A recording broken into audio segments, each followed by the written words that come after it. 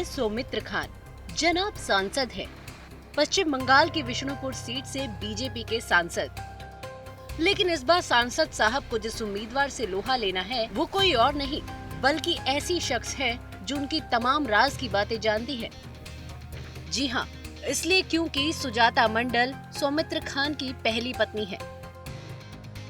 2019 के लोकसभा चुनावों तक दोनों साथ साथ थे और उनका सियासी सुर एक ही होता था। जन्मों के साथी हम साथ हैं। लेकिन अब दोनों की राहें जुदा हो चुकी हैं। दल के प्रति मैं शुक्रगुजार हूँ और मेरा शुक्रिया है ममता जी के प्रति एंड मेरा जो लीडर अभिषेक बनर्जी के प्रति।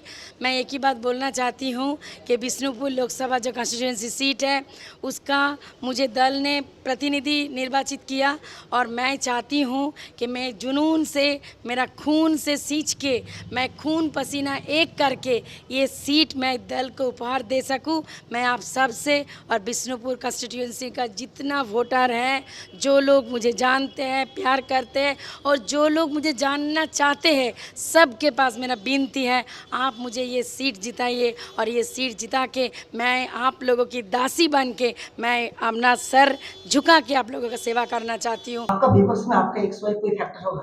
अरे भाई साहब, एक बात बोलो, जिसके साथ रह चुका हूँ उसका विपक्ष में क्या बोलूं? सिर्फ यही बोलेंगे पहले सोशल वर्कर हो जाइए मैडम, पहले सोशल वर्कर हो जाइए। आप एससी एसटी महिला को बोला था, जो एससी एसटी महिला के बारे में आरामबाग बोर्ड में बोला था, दे हैव द बेगर्स मतलब भीख मांग के एससी का महिला भीख मांगती है, ऐसे बात बोला था। यहाँ पे अभिषेक बंदोपाध्याय का लड़के के बारे में बहुत सारे खराब बोला था, फिर भी उसको खड़ा कर दिया क्योंकि तृणमूल कांग्रेस का यहाँ पे है कुछ नहीं, उसलिए चलो खड़ा कर देते हैं किसी को। पिछले विधानसभा चुनावों के वक्त सुजाता ने बीजेपी को छोड़कर तृणमूल का दामन थाम लिया था। इसके बाद सौमित्र खान इतने भन्नाए कि उन्होंने कैमरे पर ही पत्नी सुजाता को तलाक देने का ऐलान कर दिया था। उन्होंने यहाँ तक कहा था कि वो अपनी बीवी से उनसे खान उपनाम का इस्तेमाल बंद करने को कहेंगे। उन्होंने मीडिया से भी ये गुजारिश की थी कि सुजाता के लिए खान सरनेम का इस्तेमाल ना किया जाए। सौमित्र खान फिलहाल पश्चिम बंगाल की बिष्णुपुर लोकसभा सीट से बीजेपी के सांसद हैं। वो पहले तृणमूल के टिकट पर भी इस सीट से चुनाव जीत चुके हैं। हालांकि साल 2019 में वो तृणमूल छोड़कर बीजेपी में शामिल हो गए और इस सीट से लोकसभा चुनाव जीता था। दरअसल ममता बनर्जी ने बहुत सोच समझकर अपने उम्मीदवार चुने हैं। उन्होंने ऐसे कैंडिडेट को चुनाव में उतारा है जो बीजेपी के उम्मीदवारों को या तो हरा पाएं या इतना परेशान कर दें कि वो किसी और क्षेत्र में प्रचार ही ना कर सके।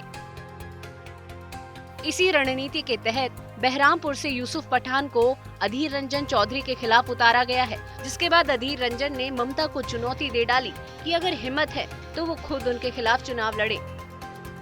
जे बहिरागत निश्चय एक कथा आछे, किन्तु भारतवर्षेर जे कोनो नागरिक भारतवर्षेर जे कोनो प्रान्ते गिये भोटे दाঁড়াতে पारे। ममता बनर्जी নিজে গিয়ে গোয়ায় দাঁড়াতে পারতো, কোনো অসুবিধা নাই, এখনো দাঁড়াতে পারে। মমতা बनर्जी নিজে গিয়ে মেঘালয় দাঁড়াতে পারে, কোনো অসুবিধা নাই। আমি চাই মমতা बनर्जी আমার বিরুদ্ধে দাঁড়াক একবার, কিংবা তার খোকা বাবুকে পাঠাক, কিংবা বলুক আমার স্পন্সর এই লোক, একে হারানো মানে আমি হারা, বলুক একবার। ঠিক আছে, মমতা बनर्जी নিজে না আসতে পারে, কিন্তু মমতা बनर्जी যেন বলে দেয় আমার প্রার্থীকে হারানো মানে আমাকে হারানো, এইটুকু বাংলার দিদির কাছে শুনতে চাইছি। ममता ने बॉलीवुड दिग्गज शत्रुघ्न सिन्हा को आसनसोल से टिकट दिया है और इसी कड़ी में बिष्णुपुर सीट पर कभी मियां बीवी रहे सुजाता और सौमित्र को आमने सामने लाकर खड़ा कर दिया। अब ये देखना काफी दिलचस्प होगा कि इन दोनों में से कौन बिष्णुपुर में जीत हासिल कर पाएगा।